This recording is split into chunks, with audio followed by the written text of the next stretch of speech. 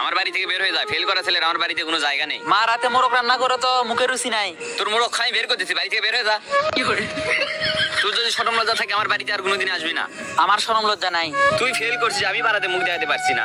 আপনি মুখ দেখাতে পারছেন না মানে আপনার মুখে আবার কি হয়েছে? আমার মুখে কি হয়েছে তুই জানিস না?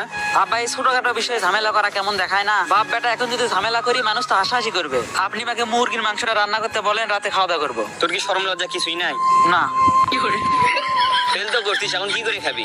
কি করে খাবো সেটা তো বলতে পারছি না। রাতের বেলা মাকে মোরগটা রান্না করতে বলো। তোর মোরগ খাই বের করতেছি, তুই আমার বাড়িতে যা। আচ্ছা আপনি একটা কথা আমাকে বোঝান, আপনি যে চিল্লাচিল্লি করতেছেন, এত চিল্লাচিল্লি করে হচ্ছেটা কি? আপনি এখন চিল্লাচিল্লি করলে আমি কি পাস করতে পারবো? পড়াশোনা আমার মাথায় ঢোকে না, আমার চিন্তা ভাবনা শুধু ব্যবসা নিয়ে। আমি ফেল করছি, আপনি চিল্লাচিল্লি করতেছেন। আমার কই মাসে জিউ দেখে আমি এখনো কিছু করতেছি না। অনেকজনের জিউ কিন্তু পুঁটি মাছের মতো, তাদেরকে যদি এরকম করে বলে তারা কিন্তু আত্মহত্যা করবে। তুই কি আমাকে পাগল পাইছিস? কি দেখি বোঝা যায় এখান থেকে। বিস্কুট খাবেন না এখান থেকে। আমার বাড়িতে তুই আর আসবি না। দুই বন্ধু ছোট থেকে একসাথে লেখাপড়া করলাম, আমি পাস করলাম আর তুই ফেল করলি। এখন তুই সমাজে কিভাবে মুখ দেখাবি? কেন এখন কি মুখ দেখাতে পারবো না? ফেল করছিস কেমনে মুখ দেখাবি? যদি মুখ দেখাতে বেশি সমস্যা হয় বিপাশা সোনমেকে মুখ দেখাবো নি। তুই কি আমার সাথে ফাজলামো করতেছিস? ফাজলামো কেন করবো? তাহলে বলতেছিস বিপাশা সোনুমেকে মুখ দেখাবি? তুই যে আমাকে বললি কেমনে মুখ দেখাবো, তার জন্যই তো আমি বললাম। আমি তো পাস করলাম, এখন ঢাকায় যাবো পড়াশোনা করতে। তুই গ্রামে থেকে কি করবি? আমার মাথায় তো চিন্তা আছে ব্যবসা বাণিজ্য করবো। তুই করছিস ফেল, তুই কিসের ব্যবসা করবি? কেন, কোন জায়গায় লেখা আছে ফেল করলে ব্যবসা করা যাবে না? তুই যদি পাস করতি তাহলে একসাথে পড়াশোনা করতাম, এখন গ্রামে খ্যাতগিরি কর। শোনেক বন্ধু, তোকে একটা বুদ্ধি দেই। তুই এদিকে কোনো একটা কলেজে ভর্তি হয়ে যা, দুই বন্ধু মিলে ব্যবসা শুরু করি। তুই করছিস ফেল আর আমি তোর সাথে ব্যবসা করব? তোর সাথে ব্যবসা করলে ব্যবসায় কোনো উন্নতি হবে? তুই একটা কাজ কর, মেকানিকের দোকান দে। আমি তো চাকরি করব, তখন দামি দামি ঘড়ি কিনবো। ঘড়ি নষ্ট হলে তোর কাছে ঠিক করতে নিয়ে আসবো, তোকে একটা ভালো অ্যামাউন্ট দিয়ে দিব। অপমান করছিস না, কর, তোরই এখন সময়। অপমান কই করলাম? যা সত্যি তাই তো বললাম। পড়াশোনা করলেই যে ভালো পজিশনে যাওয়া যায় তুই কি আমাকে গ্যারান্টি দিতে পারবি? ফেল করছি তাতে কি হয়েছে, গ্রামে থেকেও ভালো কিছু করা যায়। তোর সাথে থাকলে আমার দিন চলবে না, তুই গ্রামে খ্যাতগিরি কর। এখন সবাই আমাকে অবহেলা করবে, কিছু একটা করা লাগবে। জীবন নামে রেলগাড়িটা আর তো চলে না। কি রে, তোর আব্বাকে কি বলছিলি? না রে বলিনি, তুই কি বলছিস? আমি দাঁতের উপরে দাঁত দিয়ে বলে দিছি।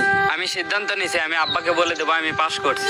তা কেন বলবি? আমি যদি আব্বাকে বলি আমি ফেল করছি তাহলে সমাজের কাছে আব্বার মান সম্মান কিছুই থাকবে না। শোনেক, মিথ্যা জগৎ থেকে বের হয়ে আয়। তুই যদি তোর আব্বাকে এখন বলিস আমি পাস করছি, তোর আব্বা আরো 10 জনকে বলবে। যেদিনে সত্যটা প্রকাশ পাবে সেই দিন কি করবি?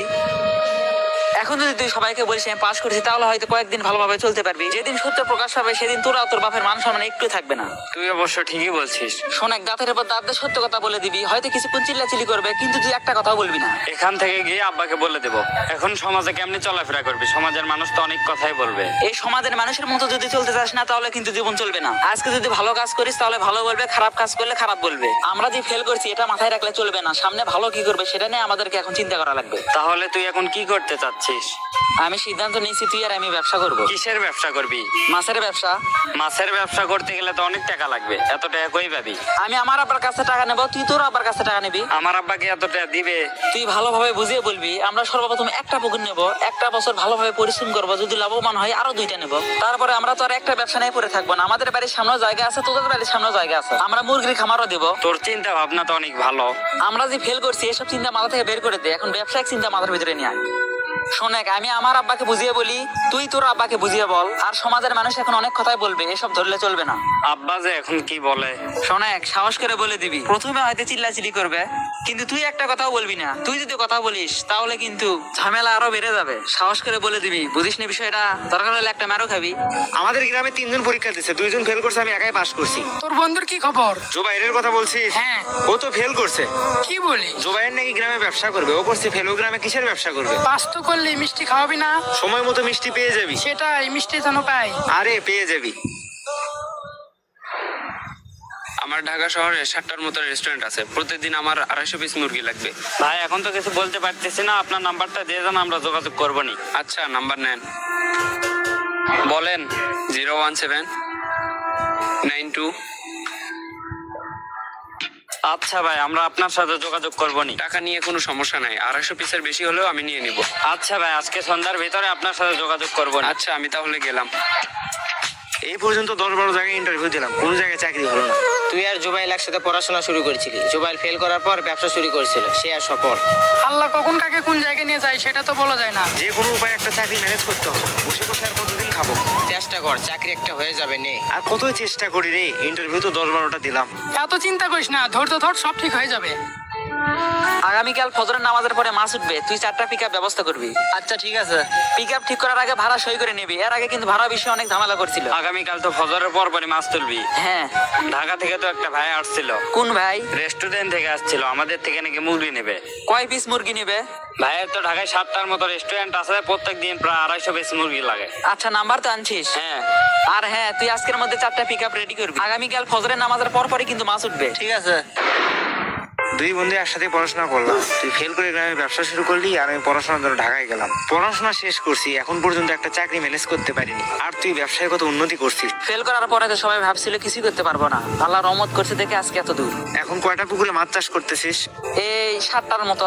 এসব দেখাশোনা করিস কয়জন মিলে? আমরা 3 জনের মতো দেখাশোনা করি, কিন্তু আর একজন লাগবে। ও ভালো কথা, তোর কাছে শিক্ষিত কেউ কি আছে? কেন? আমাদের মাছের ব্যবসা, মুরগির খামার, এসব হিসাব করতে গেলে একটা শিক্ষিত ছেলে লাগবে। চাকরির পিছনে তো অনেকদিন ধরে ঘুরতেছি, আমি তো শিক্ষিত আছি, আমাকেই নে। তুই এসব কাজ করতে পারবি? আরে পারবো না কেন? না না, তুই এসব করতে পারবি না, তুই আর একটা ছেলে দেখ। আরে ভাই আমি পারবো, তোর তো হিসাব নিকাশের দরকার, আমি হিসাব খুব ভালো পারি। কিরে চুপ করে আছিস কেন, কিছু বল। না, একটা কথা ভাবতেছি। আমি যখন ফেল করছিলাম তোকে ব্যবসার কথা বলছিলাম, তুই কত কথাই না বলছিলি। বলছিলি গ্রামে থেকে খ্যাতগিরি করবি, একটা মেকানিকের দোকান দে। আমি তো অনেক বড় বড় চাকরি করব, ভালো ভালো ঘড়ি কিনবো, যদি নষ্ট হয় তোকে ঘড়ি ঠিক করতে দেবো নি, ভালো একটা অ্যামাউন্ট দিব। আজ নিয়তির কি খেলা দেখ, তুই আমার কাছে কাজ চাচ্ছিস।